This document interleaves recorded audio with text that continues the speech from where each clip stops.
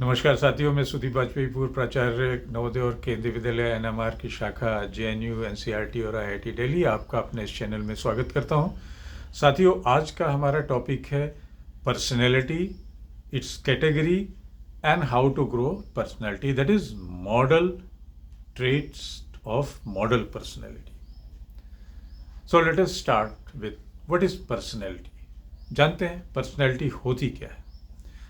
Personality refers to the unique combination, I stress the word unique combination of thoughts, feelings, and behavior that makes up individual's characteristic pattern of behavior. It encompasses various traits, attitudes, and pattern of thinking that influence how a person interacts with others and responds to situation. व्यक्तित्व हमारे विचारों का, हमारी भावनाओं का और हमारे व्यवहार का एक यूनिक कॉम्बिनेशन होता है। विचार, भावना और व्यवहार। व्यक्तित्व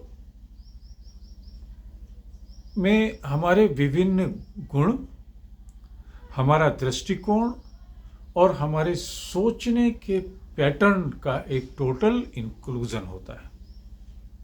तीन चीजें मिलकर हमारा व्यक्तित्व बनता है: हमारा गुण, हमारा दृष्टिकोण और हमारा सोचने का पैटर्न। अब चलते हैं कि कैटेगरी ऑफ पर्सनैलिटी क्या हो सकती है। तो हमने दो ग्रुप में बांटा है, एक तो हमारे ट्रेड्स और दूसरा हमारा बिहेवियर। ट्रेड बेस्ड कैटेगरी में क्या होता है, गुण आधारित पर्सनालिटी में क्या होता है, जैसे a man is of open nature, he has the openness, his consciousness, his extraversion, his agreeableness and his neuroticism। चार चीजें, चार गुणों से हमारा व्यक्तित्व चार तरीके का हो सकता है। और अगर बिहेवियरल पार्ट से देखें तो चार कैटेगरीज में हमारी पर्सनैलिटी हो सकती है। दैट इज डोमिनेंट पर्सनैलिटी, हमारा एक पार्ट होता है डोमिनेंस का। Another is of influence, third is of steadiness and fourth is consciousness. एक तो ऐसे व्यवहारवादी व्यक्ति होंगे जो कि अपने डोमिनेंस से सबको डोमिनेट करते हैं, कुछ इन्फ्लुएंशियल होते हैं, कुछ स्टीडीनेस होते हैं, ज़्यादा हार्ड जिद्दी होते हैं, और कुछ होते हैं कॉन्शियसनेस में जिम्मेवार। तो इस तरीके से अगर बिहेवियरल पार्ट में बांटें तो चार तरीके की पर्सनैलिटी होती है, अगर ट्रेड्स में बांटें तो 5-6 पार्ट्स हमने बात की। अब आइए जानते हैं कि अपनी पर्सनैलिटी को कैसे ग्रो करें। लेकिन कैसे ग्रो करने से पहले यह जानना होगा कि पर्सनैलिटी के क्या क्या, बैलेंस पर्सनैलिटी में क्या क्या चीज़ें होती हैं, क्योंकि जब तक जानेंगे नहीं हम उसको ग्रो नहीं कर। तो हम कुछ 9-10 पर्सनैलिटी की, स्ट्रॉन्ग पर्सनैलिटी के गुण जानेंगे, ट्रेड्स जानेंगे। तो trade number 1 of a strong personality is confidence. सबसे बड़ी चीज, self confidence. One who believes in one self and one's ability as well, along with the sense of self-assurance। ऐसा व्यक्ति जिसके अंदर आत्मविश्वास हो, वो होता है स्ट्रॉन्ग पर्सनैलिटी वाला, जिसको अपनी एबिलिटी पे, योग्यता पे विश्वास होता है। कोई एडवर्स सिचुएशन आए तो उसको मालूम होता है कि इससे कैसे निकलेंगे। ऐसा होता है स्ट्रॉन्ग पर्सनैलिटी वाला। और हमें अगर स्ट्रॉन्ग पर्सनैलिटी वाला पर्सनैलिटी ग्रो करनी है तो पहला और पहली चीज़ यही करनी है कि हमें अपना कॉन्फिडेंस लेवल हाई करना होगा। और कॉन्फिडेंस के लिए अपनी स्किल और एबिलिटी को भी बनाना होगा। Second characteristic, second trait of a strong personality is resilience. Resilience क्या होती? परिपक्वता, maturity. Resilience, such types of people have the ability to bounce back from setbacks, failures or challenges with discrimination and perseverance. परिपक्व personality वाले क्या करते हैं? उनको कोई झटका लगा, कोई फेल्योर मिला तो बाउंस बैक करते हैं, दूसरी दुगनी तेजी के साथ उस कार्य को करते हैं और साथ में चैलेंजेस को एक्सेप्ट करते हैं, प्रॉब्लम सॉल्व करते हैं उसकी। और परजिवरेंस, उनके अंदर एक लंबा परजिवरेंस भी होता है, धैर्य, और धैर्य के साथ वेट एंड वॉच वाला काम। तो अगर आपकी पर्सनैलिटी में दो चीज़ें आई, एक कॉन्फिडेंस और दूसरा रेजिलियंस, आपकी दृढ़ता, परिपक्वता, तो आप मजबूत पर्सनैलिटी ग्रो करने की तरफ बढ़ रहे हैं। Third is your integrity. Integrity, what is integrity? Your commitment to your moral and ethical principles, your honesty and consistency in behavior, ये होती इंटीग्रिटी। आपका जो मोरल है, नैतिकता है, आपके जो इथिकल वैल्यूज हैं, प्रिंसिपल्स हैं, आपकी ईमानदारी और आपके व्यवहार में कंसिस्टेंसी, एक जैसा व्यवहार, अगर ये चीज़ों का टोटल मिक्सचर है, इंटीग्रिटी है, वेल बाउंडेड है, तो आप अच्छी पर्सनैलिटी के तीसरे ट्रेड्स को भी अपना रहे हो और आप एक स्ट्रॉन्ग पर्सनैलिटी वाले आदमी बन रहे हो। Trait number 4, that is your assertiveness, taking the things in the positive way. Assertiveness का मतलब हर चीज की पॉजिटिविटी की तरफ देखना, भले ही कुछ मुश्किल हो, पॉजिटिविटी की तरफ बढ़ना। Your ability to express opinions and stand up for oneself in a respectful and confident manner, this is the assertiveness. सबकी हाँ में हाँ नहीं मिलाना, बात को काटना नहीं, लेकिन अपनी बात को कहना और बड़े रिस्पेक्टफुल और कॉन्फिडेंट मैनर में कहना, this is assertiveness and this is the fourth characteristics of a strong personality. Fifth is your emotional intelligence.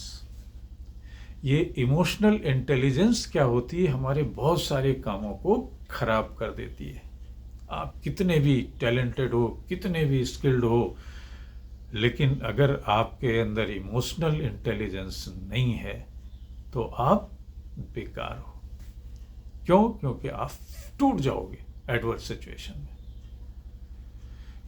Emotional intelligence is awareness of one's own emotions and the ability to understand and empathize others.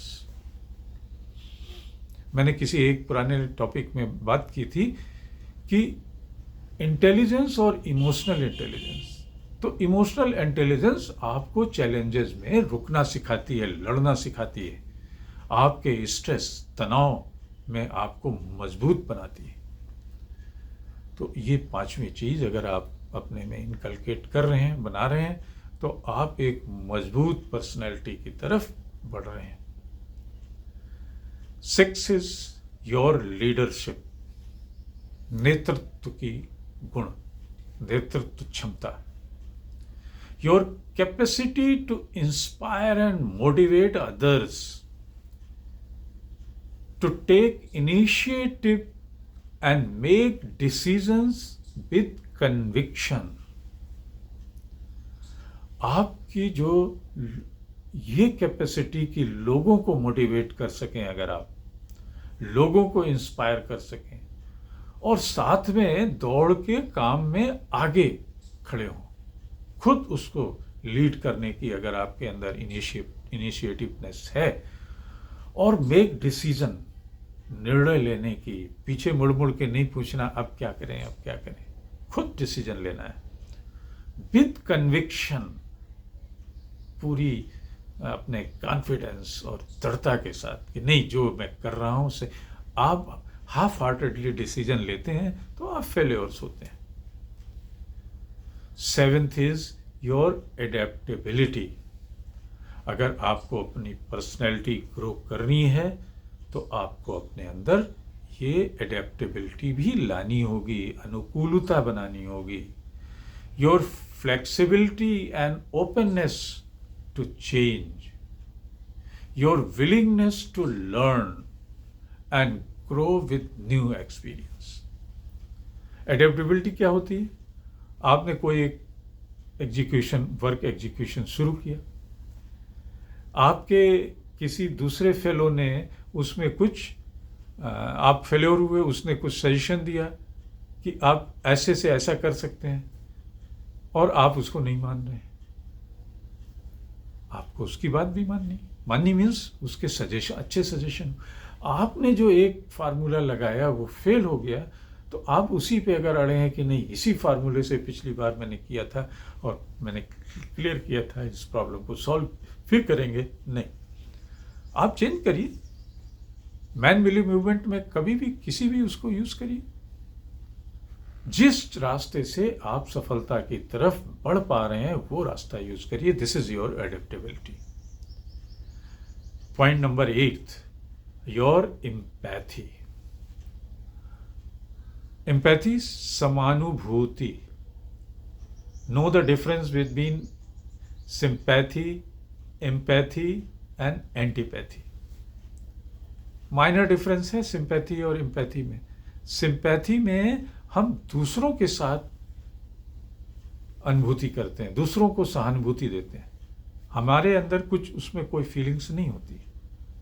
लेकिन empathy में हम उसके बराबर बैठ के बात करते हैं, जैसा वो है वैसा ही हम अपने को मान लेते हैं। तो this is empathy.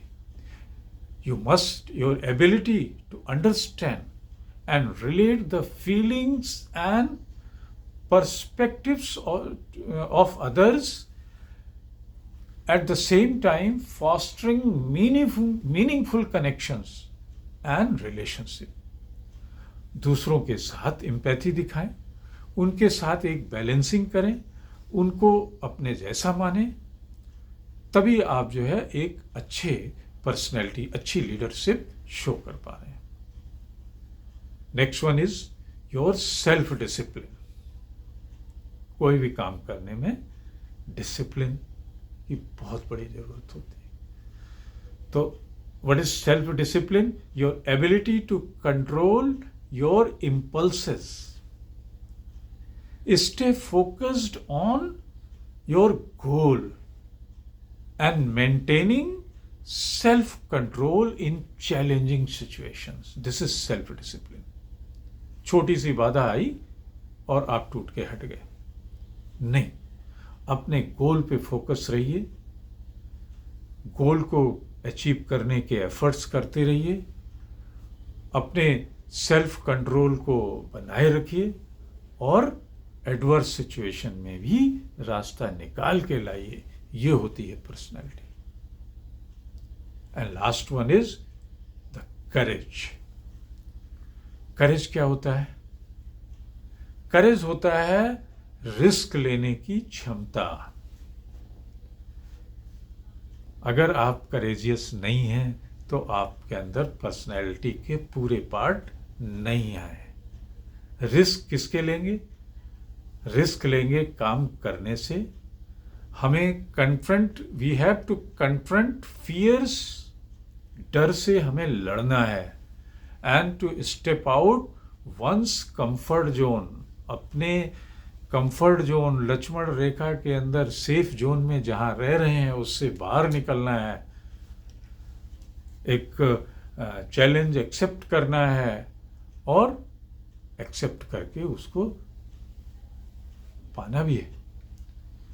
Comfort zone से बाहर आके हमें अपने पर्सनल और प्रोफेशनल ग्रोथ को अचीव करना है। तो ये 10 चीज़ें एक best personality, model personality, strong personality के कैरेक्टरिस्टिक्स माने गए हैं। और अगर हमें अपनी पर्सनैलिटी को इम्प्रूव करना है, ग्रो करना है, तो इन 10 चीज़ों को अपने अंदर समाहित करना होगा, तभी हम अपनी पर्सनैलिटी को ग्रो कर पाएंगे। नमस्कार। आपको याद दिला दें, अगर आपने हमारे चैनल को शेयर और सब्सक्राइब नहीं किया है तो @Mr. Sudeep 104 को जरूर शेयर और सब्सक्राइब करें। हमारा हौसला बना रहेगा। आपको एक नए टॉपिक के साथ हम फिर से मिलेंगे। तब तक के लिए नमस्कार।